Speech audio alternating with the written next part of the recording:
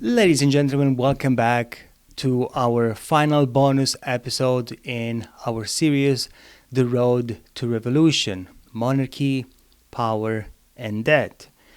So far, we've seen how the situation quickly escalated with the lower classes rising up in insurrection in the face of the financial challenges. However, those were some of the reasons. I also would like to think that to a certain extent, while the French helped the new colonies in America and rise against the British power, that created the British imperialist and imperialism. They created a sort of wave of optimism throughout Europe because they saw what was possible, that a country could live without a king and that a true democracy could be established. So I would like to think that somehow the lower classes of the French population, even if I would like also to um, keep in mind that they were probably ignorant of the fact outside the kingdom to some extent, but the American Revolution might have created a wave of optimism, and it was a confluence of incidents that brought the population to rise. And we could say that the financial problems were just the tip of the iceberg, and everything got really uncovered after that. So we've seen how economists coming in trying to propose their solutions, trying to fix the problems.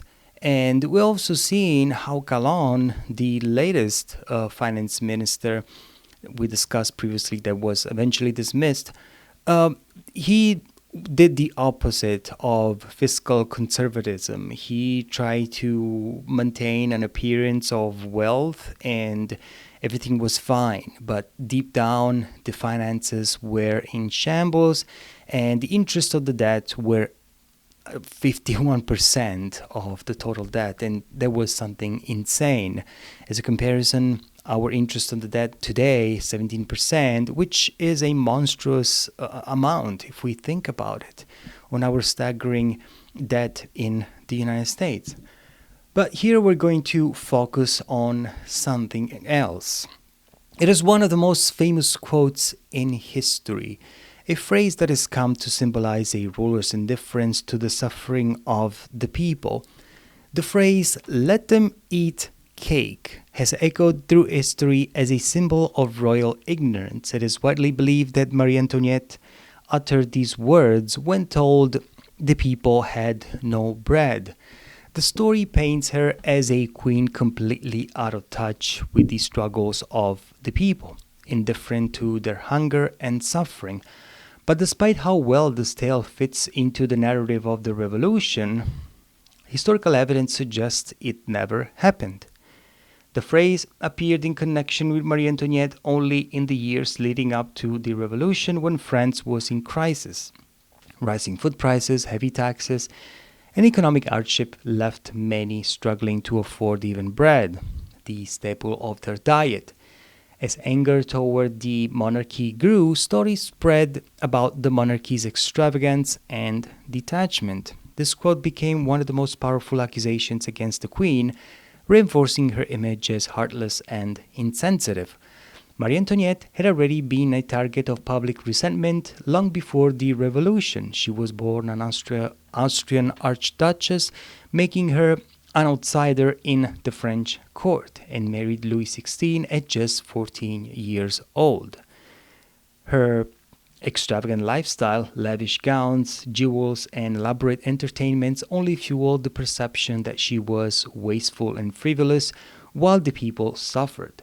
Even her attempts to escape court life, like retreating to her private estate, Le Petit Trianon, on playing at being a peasant in her artificial village, made her seem even more disconnected from reality. However, the origins of the phrase, "let them eat cake," can be traced back to Confessions, a book written by the philosopher Jean-Jacques Rousseau in 1766. In it, he recounts a story of a French princess who, upon hearing that the people had no bread, supposedly said they should eat brioche, a richer and more expensive type of bread, mostly sweet. Marie Antoinette was only a child at the time, and Rousseau never mentioned her by name. His book was not a historical record, but rather a personal reflection meant to provoke thought. Yet, as the revolution gained momentum, this quote was assigned to Marie Antoinette and used as evidence of her supposed disregard for the poor. The timing made it easy for the people to believe the worst. The financial crisis in France was spiraling out of control, and the monarchy was struggling to handle it. Many saw the Queen as a symbol of everything wrong with the system. Revolutionary pamphlets and newspapers spread stories of her excessive spending, foreign influence, and supposed cruelty. The let them eat cake myth fit perfectly into this portrayal, making her an even easier target. In reality, Marie Antoinette was not as cold or uncaring as propaganda suggested. She did live in luxury, but she also took part in charitable efforts, including organizing grain distributions during food shortages in the 1780s. However, her acts of kindness could not erase the image of her as a queen indifferent to the people's suffering. Her reputation had already been shaped by the gossip, scandals, and resentment that surrounded her. Part of her detachment came from the life she had always known. As a queen, she was raised in a world where privilege and grandeur were normal. Versailles itself was built to separate the monarchy from the outside world, and its rigid court life revolved around luxury and status. Nobles competed for royal favor, and attention concerned more with politics and wealth than with the struggles of ordinary people. Advisors often avoided delivering bad news to the king and queen, further shielding them from reality. Marie Antoinette's personal retreat, such as the Petit Trianon, gave her a sense of freedom, but they also deepened her isolation. She surrounded herself with a small circle of friends, rarely engaging with the outside world. This only reinforced the perception about the hardships of real life, and they were pretty much lived by everyone else outside the court. When famine and economic collapse struck France, the continued splendor of the royal court made it seem as though the monarchy did not care. While peasants went hungry, lavish banquets continued at Versailles. While commoners struggled under rising taxes, the nobility remained mostly untouched. These stark contrasts made revolution seem not just possible, but also inevitable.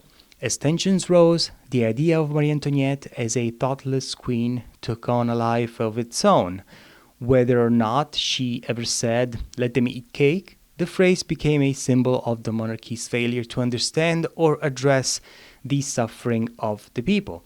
It was an easy way to sum up everything the revolution opposed: extravagance, inequality, and royal indifference. Even after historians debunked the quote, it remained deeply embedded in popular culture. The story was too powerful, too perfectly suited to the emotions of the time. It painted Marie Antoinette as the embodiment of an unjust system. As once history embraced that image, it was impossible to erase. Her downfall was not just about one phrase, but about the larger disconnect between the monarchy and the people. She lived in a world of wealth and privilege, removed with the struggles of ordinary citizens. Whether or not she ever spoke those infamous words, well, they had an impact and a lasting reminder that the queen, whose fate was sealed by the very image she tried to escape. In the end, we are left with three words: liberté, égalité, fraternité. Liberty, equality, brotherhood. With these three words are summarized the French Revolution. Well, the commoners, the people, took up to make actually an insurrection against the centuries of the nobility and the monarchy that had a tight control and influence on the people with taxation, with inequality. And this created a following a reign of terror that we will see in another series. Well, you just imagine the fear after for King Louis XVI and Marie Antoinette. Just think about the most powerful people, the most influential people in the reign. They thought to be untouchable, but also untouched by the misery of the commoners, of the peasants, of the poor people. They never didn't ask for or want or desire anything because they had it all. And imagine these people being taken by force, then dragged and transported, and everybody shooting at them, screaming, throwing junk and trash at them and calling them names and cursing at them. And imagine this big plaza and this wooden structure far on the way. The terror, the inability to think what's going on. Everything around them crumbled, while just a few months ago everything was fine. They were living their sheltered life. Now everything was a new reality. And they would even see a world that they did not see or understand or even imagine it existed. Dragged on the guillotine, just brought down on their heads, with their heads put down, their necks they held still, people chanting, screaming, exulting like it was a sporting event. And then all of a sudden, darkness. They could have never expected this. And it's a shocking reminder of how really, in the end, this lack of humility or consideration for another fellow human being.